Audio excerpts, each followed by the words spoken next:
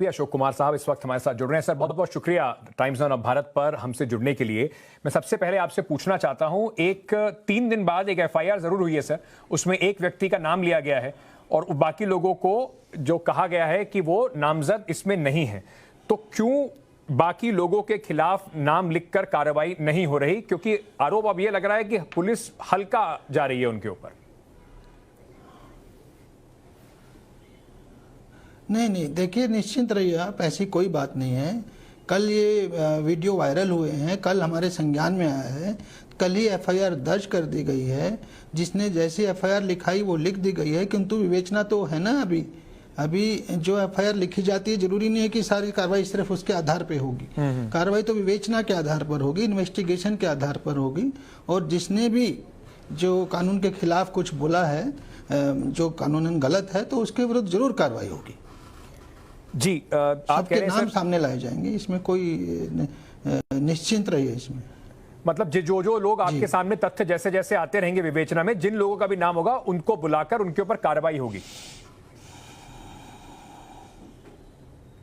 बिल्कुल, जो अगर इसमें दोषी हैं, जिन्होंने भी किसी तरह से भड़काऊ भाषण दिए हैं, किसी तरह से हेट स्पीच दिए हैं, तो उनके विरुद्ध जरूर कार्रवाई होगी। सबके नाम इस एफआईआर में जुड़ेंगे, इसके बारे में मैं आपको आश्वस्त करना चाहता हूं।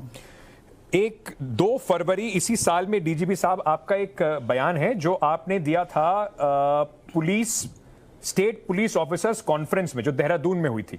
उसमें आपने कहा था कि फ्रॉम नाउ ऑनवर्ड, यानी कि अब से पुलिस स्क्रूटनाइज करेगी सोशल मीडिया बिहेवियर लोगों का, और जो लोग हैबिचुअली एंटी नेशनल पोस्ट डालते हुए पकड़े जाएंगे, जो इस तरह की बातें करते हुए पकड़े जाएंगे, उनको पुलिस वेरिफिकेशन नहीं होगा, उनके पासपोर्ट आर्म्स लाइसेंस में पुलिस जो वेरिफिकेशन है वो नेगेटिव देगी।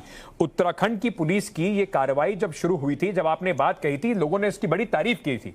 अगर इतनी एक्टिव उत्तराखंड की पुलिस है कि जिन लोगों को आर्म्स लाइसेंस या पासपोर्ट चाहिए होता है, उसकी वेरिफिकेशन से पहले ट्विटर, फेसबुक और सोशल मीडिया खंगाल लेती है, तो इस तरह की हेट स्पीच पर पुलिस अब तक इंतजार कर रही थी कि कोई आके एफआईआर कराए।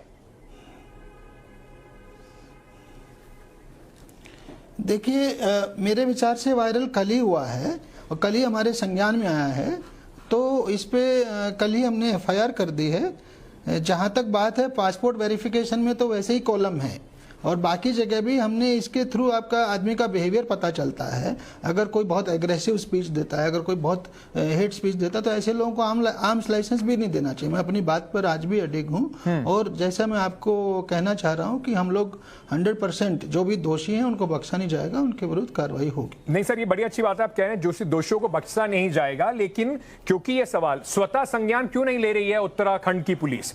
आपने ये वायरल वीडियो देखे हैं, आपकी पुलिस के पास हैं, वो लोगों के नाम भी आपके पास हैं, उसके बाद भी 90 घंटे हो गए हैं, अभी तक एक भी व्यक्ति को बुलाकर पूछताछ भी शुरू नहीं हुई है। नहीं, आपको क्या पता पूछताछ नहीं शुरू हुई है? पूछताछ, हमारी कार्रवाई विवेचना शुरू हो गई है, कल एफआईआर हुई है, विवेचना शुरू हो चुकी है। सर स्वतः संज्ञान क्यों नहीं लिया उत्तराखंड की पुलिस ने? क्योंकि अगर हरिद्वार में इस तरह की बात हुई और वीडियो वायरल हुआ, तो आप ही के राज्य का जो पूरी कानून व्यवस्था है, उसकी जो शांति स्थिति है, उसको बिगाड़ने की साजिश है कहीं ना कहीं। साजिश वालों को बख्शा नहीं जाएगा अंकित जी, निश्चिंत रहिए आप। सर मैं जुलाई 2021 का, शांति व्यवस्था भंग नहीं करने दी जाएगी। बिल्कुल अच्छी बात है सर। जुलाई 2021 का एक वाकया आपको बताना चाहता हूं। 4 लड़के मुस्लिम समाज के थे, जो उत्तराखंड के अल्मोड़ा में एक हिंदू लड़की के साथ रेस्टोरेंट में बैठे हुए थे। उन चारों लोगों को पुलिस ने पकड़ लिया कुछ लोगों के कहने पर, और लव जिहाद के उनके ऊपर केस लगा दिए गए। क्यों ना ये माना जाए कि पुलिस अब इस मामले में इतनी एक्टिव हो सकती है, तो इस मामले में दोहरा मापदंड दिखा रही है।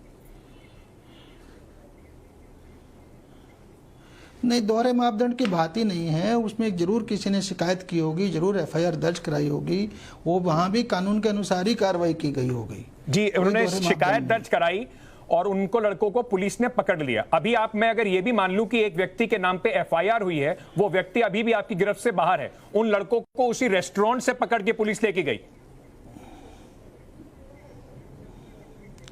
देखिए, ये बहुत सारी चीजें हैं इसमें। जो कानून में ये है कि 7 साल से अगर ज़्यादा उसमें सजा का प्राविधान है तो उसमें अरेस्ट और ज़्यादा इजीली पॉसिबल है। 7 साल से नीचे अरेस्ट की धाराएं हैं तो उसमें 41 से वगैरह करना पड़ता है। तो हम लोग एज पर लॉ काम कर रहे हैं, एज पर लॉ ही करेंगे।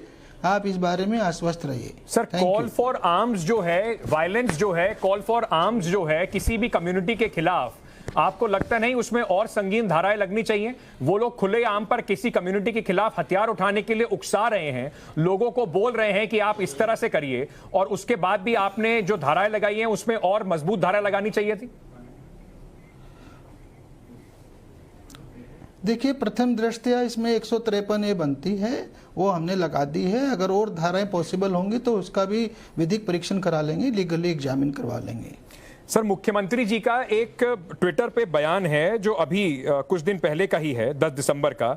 उसमें उन्होंने कहा है कि यदि किसी शरारती तत्व ने मानसिकता का परिचय देते हुए सोशल मीडिया पर या किसी भी रूप से सैनिकों के बारे में या किसी और के बारे में आपत्तिजनक टिप्पणी करी तो हमारी सरकार उसके खिलाफ कठोरतम दंडात्मक कार्रवाई करेगी। सोशल मीडिया पर कोई इस तरह की बात करेगा तो उस पर कार्रवाई होगी।